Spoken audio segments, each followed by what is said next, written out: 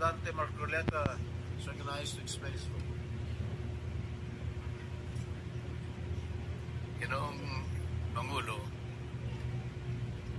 noong ang ating Panginoong Diyos ay nilalang po niya yung unang dalawang tao, pinagsabihan niya rin po meron siyang isang sinabi sa kanila na para na rin po sa kanilang kapakanan. Ang sabi po niya, kayong dalawa, lahat ng nakikita ninyo na bunga ng halamanan sa inyong paligid at lahat ng mga hayop na nakikita nyo na gumagala riyan, pwede ninyong kainin para sa inyo lahat yan. Ngunit yung natatangi na puno na nandiyon sa gitna ay huwag ninyong gagalaw. Matatag po ang kabawalan ng ating Panginoon Diyos. Kaya lang po, meron pong isang ahas na biglang nakialam. Sabi niya dun sa babae, sinabi ba ika ng Panginoon Diyos na pagka kumain kayo dyan sa bunga nung nasa gitna na yun, ay kayo mamamatay? Oo, sabi ng babae. Ay, hindi totoo yun. Ang totoo niyan, pagka kumain kayo dyan, mas lalo kayong tatalin. Ito naman si babae, Mr. President, nakinig. At nung makinig siya, pinuntahan pa niya yung asawa niya. Yun po yung kauna-unahang under desire po, Mr. President. Napakain din po yung asawa. Ano po ang ibig ko sabihin? Bakit ko po nilalahat ang pangyayari? Meron na pong kapasyahan. Ang dami pong gustong sumausaw. Ang dami pong gustong magsabi ng kaiba yung pananaw at paniniwala doon sa kapasyahan na iginagalang nating lahat. Ang ibig ko po sanang sabihin,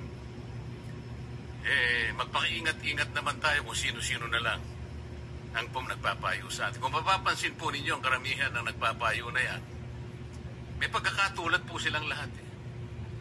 Una, lahat po sila hindi nila binasa ng kumpleto yung rules of procedures ng impeachment proceedings sa House of Representatives.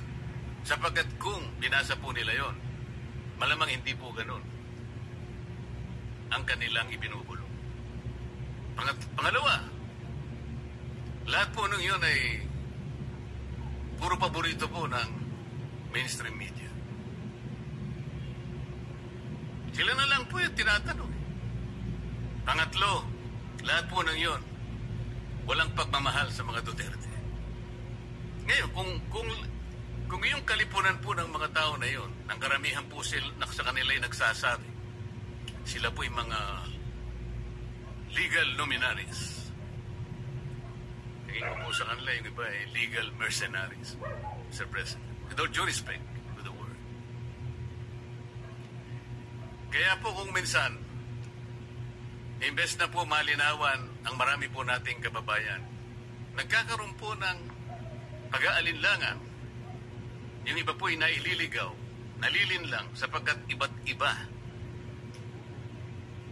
Kaiba yung mga paniniwala, pinipilit at gustong ipilit na yung pa yung mananaig kesa doon sang kapasyahan na po na ibinaba ng Korte Suprema. E kung sa bagay nga po, sa una ko pong paghalimbawa, Panginoon Diyos na nga po yun kinontra pa ng ahas. Yun ang Pangulo, sa mga abogado po, palaging may biruan Kasi po sa lahat ng pagdidesisyon ng ating korte, lalong-lalo na po ang kataas-taasang hukuman, hindi naman po lahat ay agreeable.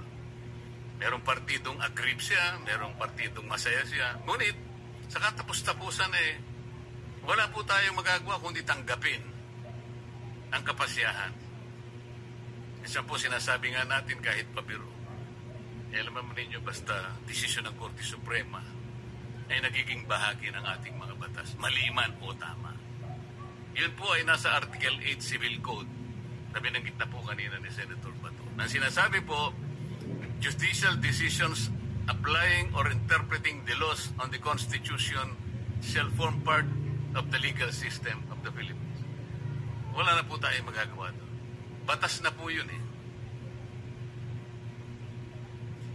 Sa akin pong naunang talumpati kanina, Ginoong Pangulo, hindi ko na po ulitin. I will just request that my entire speech, Mr. President, be incorporated by way of preference to be included in this explanation in my voting yes for my own motion. Thank you very much, Mr. President.